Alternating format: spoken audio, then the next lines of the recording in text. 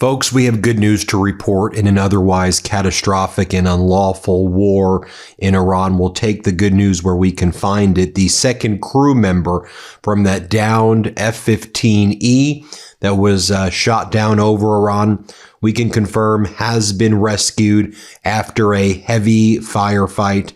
U.S. officials have told that to Al Jazeera. State regime media, which calls itself Fox, has confirmed, and this has been independently confirmed as well by numerous other sources. The individual who survived, who was downed on this F-15E, is said to have suffered injuries. The extent of those injuries are not known right now. We'll get you that update when we can. So both missing crew members are now accounted for. They're rescued. They're safe. The extent of their injuries is not clear. Now, this rescued U.S. airman was hiding on an elevated ridge after hiking away from the wreckage of that F-15E when it was shot down over Iran. The individual put out an emergency beacon, according to state regime media, Fox News, and others, and that allowed special forces to do the extraction. Donald Trump made a post where Trump says, this proves our air superiority. Just want to fact check that before sharing with you his statement, because I think to the contrary, the fact that the F-15E and A-10 and two search and rescue helicopters were either shot down or suffered significant damage shows that there actually isn't air superiority. Also, I want to wait until we see the extent and severity of the injuries of the individual, of this airman who was just rescued. By all accounts, let's be very clear. This is good news in an otherwise catastrophic and unlawful war. My heart breaks that there are people who are, even having to fly missions at this point in this unlawful and catastrophic war that was about regime change originally, and now it's about opening the Strait of Hormuz when it was open before. Or maybe this war is now about rescuing this airman, but for the war wouldn't have been there in the first place. It's unclear what the objectives are, other than Donald Trump's utter deranged decisions or lack thereof each and every day. Here's Donald Trump's post. He writes, "We got him," is what Donald Trump posts. And then he goes on to say, "We got him. My fellow Americans, over the past several hours, the United States military pulled off one of the most daring search and rescue operations in U.S. history for one of our incredible crew member officers who also happens to be a highly respected colonel and who I am thrilled to let you know is safe and sound. This brave warrior was behind enemy lines in the treacherous mountains of Iran, being hunted down by our enemies who were getting closer and closer by the hour, but was never truly alone because his commander-in-chief, Secretary of War, chairman of the Joint Chiefs of Staff, and fellow warfighters were monitoring his location 24 hours a day and diligently planning for his rescue. At my direction, the U.S. military sent dozens of aircraft armed with the most lethal weapons in the world to retrieve him. He sustained injuries, but he will be just fine." Just pause there. He sustained injuries, but he'll be all good. This miraculous search and rescue operation comes in addition to the successful rescue of another brave pilot yesterday, which we did not confirm because we did not want to jeopardize our second rescue operation. This is the first time in military memory that two pilots have been rescued separately deep in enemy territory. We will never leave an American warfighter behind. The fact that we were able to pull off both of these operations without a single American killed or even wounded just proves once again that we have achieved overwhelming air dominance and superiority over the Iranian skies. Then he goes, "The moment has come for all Americans, Republican, Democrat, everyone else should be proud." Look, this shouldn't be a political thing. I think everybody should be happy that this particular colonel was rescued, that he's alive. We want to know the extent of his injuries. Let's be very clear about that.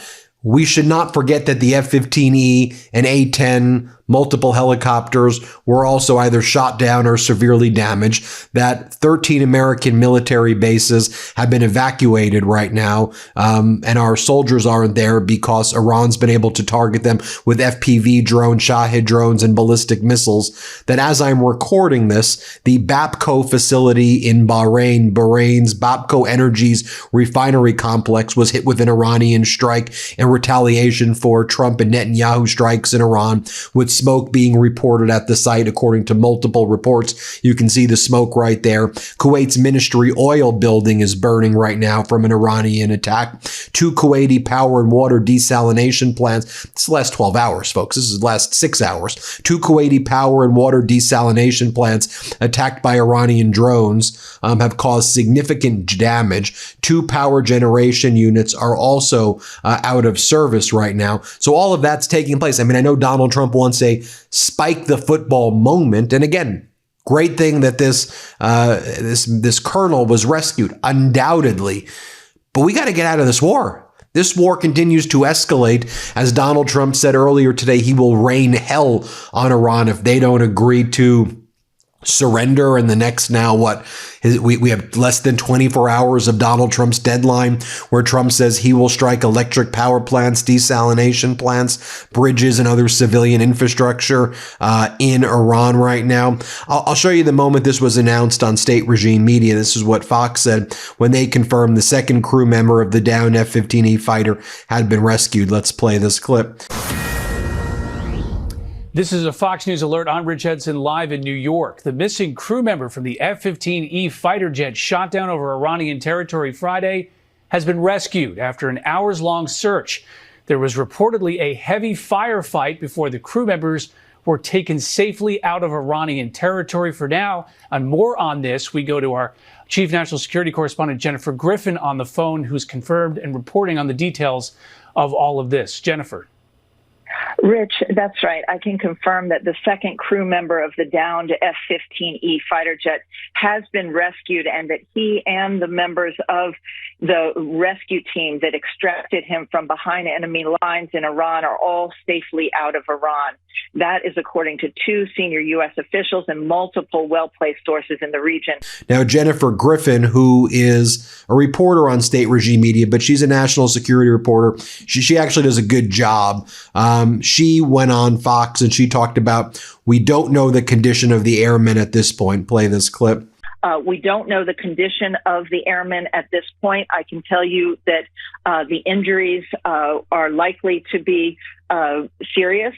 We know that the pilot still remains in the region getting treatment. That suggests to me that the medical condition of the pilot is such that he cannot travel onto Landstuhl yet.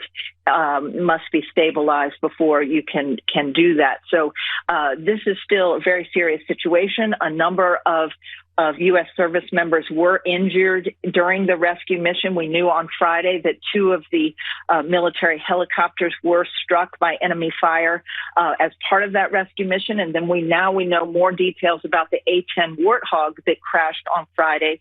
That A-10 Warthog was providing suppressive fire and flying cover for the rescue operation as they were trying to find this. They were in a race against the clock to find this second airman who had ejected from the plane and was hiding in that ridgeline. But we know that A-10 Warthog crashed in Kuwait, and the pilot of that plane also had to eject and be rescued. But he is safe as well, I'm told. And good news tonight. But I think when all is said and done and we learn the details of this rescue mission, it really will be the stuff of Hollywood.